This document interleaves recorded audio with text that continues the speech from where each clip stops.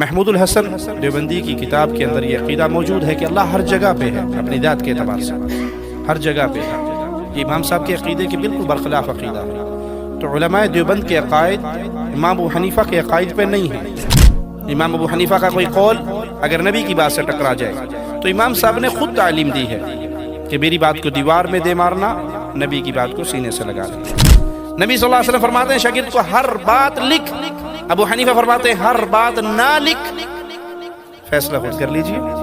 تو ہمارے لیے اتھارٹی ہیں رسول اللہ صلی اللہ علیہ وسلم، امام مالک کی، امام شافعی کی، امام احمد کی، امام ابو حنیفہ کی، امام بخاری، مسلم، ابو داؤد، ترمذی، جتنے ائمہ محدثین اسلاف گزرے ہیں، کسی کی بات نبی کی بات سے ٹکرا جائے تو ہم نے نہیں، اس امام نے خود اپنے شاگردوں کو تعلیم دی ہے ہر بندے کی بات لی جا سکتی ہے، چھوڑی جا سکتی ہے، سوائے جو اس قبر مبارک میں آرام فرما رہے ہیں، ان کی نہیں چھوڑی جا سکتی۔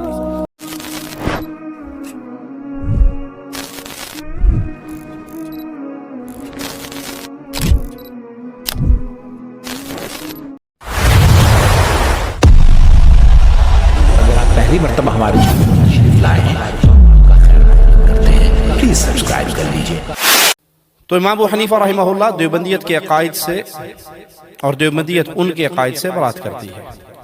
امام صاحب رحمہ اللہ کے عقیدے کے مطابق جو شخص اللہ کو عرش پہ نہیں مانتا یا عرش کو آسمانوں پہ نہیں مانتا یا یہ نہیں جانتا کہ اللہ کہاں ہے، عرش پہ ہے، عرش کہاں ہے، زمین پہ ہے یا آسمان پہ ہے، تو امام صاحب ایسے شخص کو کافر کہتے ہیں۔ اور محمود الحسن دیوبندی کی کتاب کے اندر یہ عقیدہ موجود ہے کہ اللہ ہر جگہ پہ ہے اپنی ذات کے اعتبار سے، ہر جگہ پہ ہے۔ یہ امام صاحب کے عقیدے کے بالکل برخلاف عقیدہ ہے۔ تو علماء دیوبند کے عقائد امام ابو حنیفہ کے عقائد پہ نہیں ہیں، بلکہ وہ ابو منصور ماتوریدی اور ابو الحسن اشعری اور سلسلہ نقشبندیہ، چشتیہ، قادریہ، سہروردیہ پر ہے۔ لہذا ان دونوں کے درمیان بہت فرق ہے۔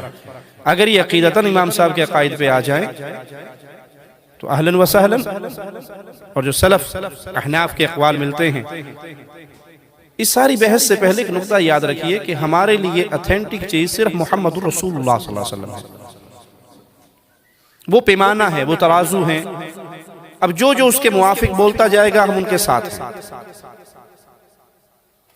امام ابو حنیفہ کا کوئی قول اگر نبی کی بات سے ٹکرا جائے تو امام صاحب نے خود تعلیم دی ہے کہ میری بات کو دیوار میں دے مارنا، نبی کی بات کو سینے سے لگا لینا۔ اپنے شاگردوں سے کہتے ہیں، ابو یوسف سے اور امام محمد سے، میری ہر بات کو نہ لکھا کرو، لکھنے سے پہلے یہ دیکھا کرو میں نے کس بیس پہ یہ فتویٰ دیا ہے، میرا قول کس بنیاد پہ ہے، کیونکہ مجھے کل اس کی برخلاف کوئی چیز مل جائے تو میں اپنے فتوے سے رجوع کر لیتا ہوں۔ یہ شان امام ابو حنیفہ ہے۔ اور شان امام اعظم محمد رسول اللہ کیا ہے کہ اپنے صحابی کو دیکھا قلم نہیں چل رہی آج ان کی، لکھ نہیں رہے، پوچھا کیوں نہیں لکھتے ہو؟ کہا میرے ساتھیوں نے مشورہ دیا ہے ہر بات نہ لکھا کر، پوچھ کے لکھا کرو۔ اللہ کے نبی صلی اللہ علیہ وسلم آخر وہ بھی تو بشر ہیں، فرمایا واللہ اکتب، اللہ کی قسم لکھ، محمد کے ان ہونٹوں سے سوائے حق کے کچھ ادا نہیں ہوتا صلی اللہ علیہ وسلم۔ نبی صلی اللہ علیہ وسلم فرماتے ہیں شاگرد کو ہر بات لکھ، ابو حنیفہ فرماتے ہیں ہر بات نہ لکھ، فیصلہ خود کر لیجئے۔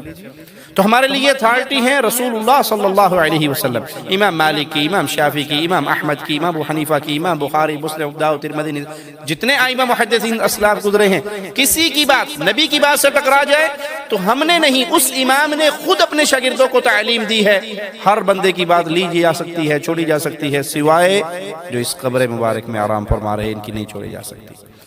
تو ابو حنیفہ تک بھی اگر آئیں تو علماء دیوبند کے عقائد وہ عقیدے نہیں ہیں جو امام ابو حنیفہ رحمہ اللہ۔ وہ بڑا مشہور ایک شیخ کا واقعہ ہے کہ ان کے پاس ایک شخص آیا، اس نے کہا ما عرفنا علی الحبیب، ہم نے آپ کو نہیں پہچانا، کان احمد اسما حنفی مسلکا صوفی سلوکا نقشبندی سلسلتا ماتوریدی عقیدتا دیوبندی فرقا تبلیغی منہجا۔ دہراؤں، انا احمد اسما حنفی مسلکا صوفی سلوکا نقشبندی سلسلتا ماتوریدی عقیدتا دیوبندی فرقا تبلیغی منہجا۔ قال الشیخ خلاص؟ قال نعم، قال مشرک نتیجتا۔ آپ نے ساری سائیڈوں سے جتنی غلط چیزیں ہیں وہ اپنے اندر اکٹھی کر لی تو رزلٹ یہی نکلے گا۔ تو بھائی ہم عقیدتاً بھی محمدی ہیں، फ़िक़हन भी मुहम्मदी हैं। हमारे नबी सल्लल्लाहु अलैहि वसल्लम की अहादीस से जो फ़िक़ह हमें मिली है, इबादत के तरीके हमें मिले हैं, उस पर अमल करते हैं। हमारा एक एक मसले के अंदर हमारे लिए आइडियल इमाम कायनात, इमाम आज़म मोहम्मद रसूलुल्लाह सल्लल्लाहु अलैहि वसल्लम, आपके फ़रामीन को सहाबा ने जिस नज़र से समझा वो फ़हम हमारे लिए हुज्जत है। हम कुरान और हदीस को सहाबा से आज़ाद होकर नहीं समझते, बल्कि असलाफ के मनहज की रोशनी में समझते हैं।